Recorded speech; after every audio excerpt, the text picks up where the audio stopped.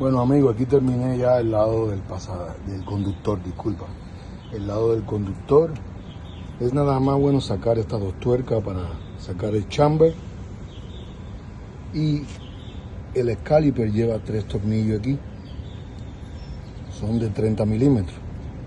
Y 3 tornillos de este lado. Y listo. Nada más aquí retrae los pistones. Se le da para atrás. Y el pistón entra,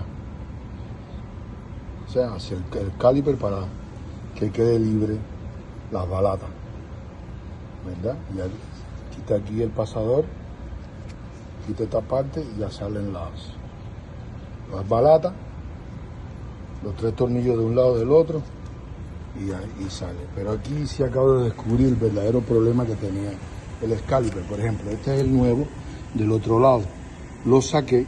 Aquí tiene la llavecita, lo saqué y miren qué duro está, ¿verdad? Y el que me estaba dando problemas, de verdad, era el del lado del conductor. Y miren esto, qué clase de juego tiene de adentro los pistones.